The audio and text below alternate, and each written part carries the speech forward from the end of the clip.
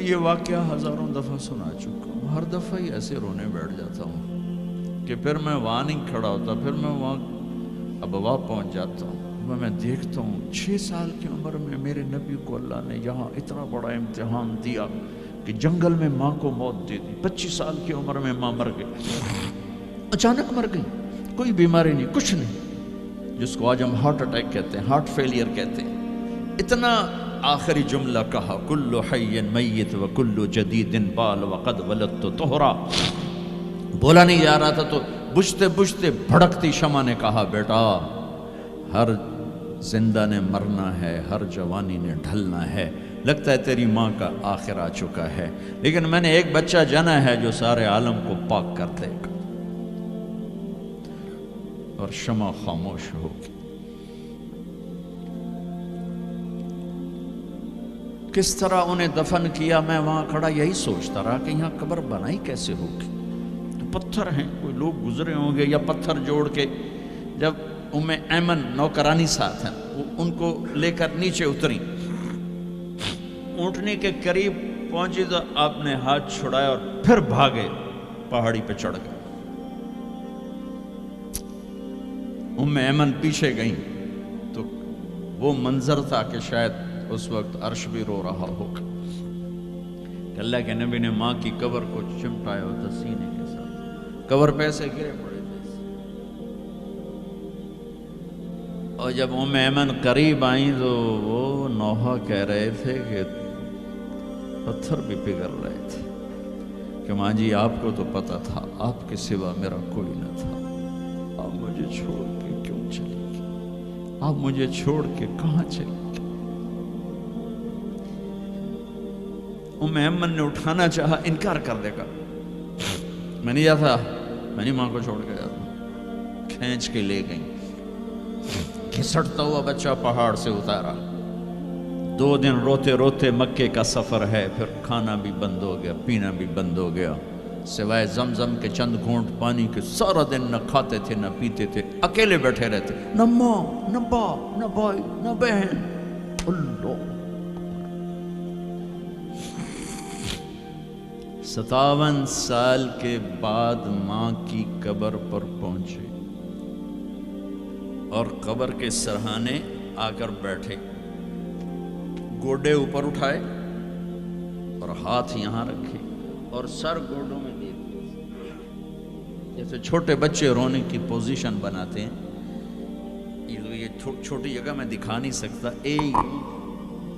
اور پھر جو رونا شروع کیا، اتنا روئے کہ ساری داڑھی سارا سینہ آنسوں سے بھر گیا، جیسے کوئی معصوم بچہ، جیسے 6 سال کا محمد رو رہا صلی اللہ علیہ وسلم۔ اتنا روئے کہ وجود ہل گیا، اور پھر فرمایا کہ میں آگے نہیں جاؤں گا، میں رات یہیں رہوں گا۔ تم کیا جانو رشتے کیا ہوتے ہیں، تمہیں صرف پونڈ گننے آتے ہیں۔ تم سے مراد میں بھی اور سارے بھی، کہ ناراض نہ ہو جاؤ، ساری امت کا یہی حال۔ رات وہاں گزاری، ہائے کیا کہہ رہے ہیں، کاش میری ماں کبھی ہوتی، میں ایسی خدمت کرتا کہ بریڈ فورڈ والے بھی یاد کرتے ہیں، میں ایسی خدمت کرتا کہ میں عشاء کی نماز کے مصلی پر کھڑا ہوتا اور سورۃ فاتحہ پڑھ رہا ہوتا، اور پھر ادھر سے میری ماں کہتی محمد، تو میں نماز توڑ کے کہتا لبیک اماں جی، ماں جی حاضر ہوں، ماں جی حاضر ہوں۔ مچھلی کھانا چھوٹا گناہ ہے، شراب بیچنا بڑا گناہ ہے، سود کھانا بڑا گناہ ہے، ڈرگ بیچنا بڑا گناہ ہے، چوری ڈاکے ظلم و ستم کیا امت نہیں کر رہی، بے گناہ قتل، جھوٹے الزام تہمتیں، کیا حشر کر دیا جنید جمشید کا، یہ اسلام ہے۔ اتنے نیک انسان، 17 سال سے اللہ کا نام لینے والا، اس پہ گستاخ کی تہمتیں، یہ امت کیا منہ دکھائے گی اللہ اس کے رسول کو، کہ جس نے منافقوں کو سینے سے لگایا، عبداللہ بن ابی جیسوں کے جنازے پڑھ دیں.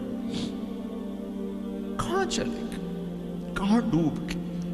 اتنا زوال، اتنی اندھیری رات ہے کہ امید ہی ختم ہو گئی کہ پتہ نہیں دن بھی چڑھے گا کہ.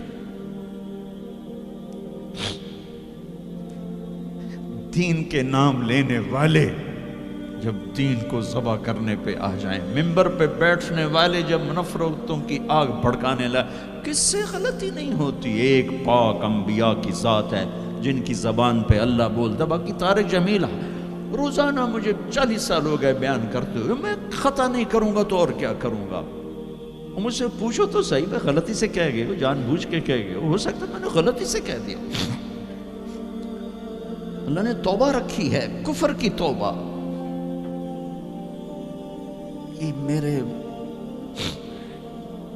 درد سے بول رہا ہوں، زوال ہے، زوال خوفناک زوال ہے.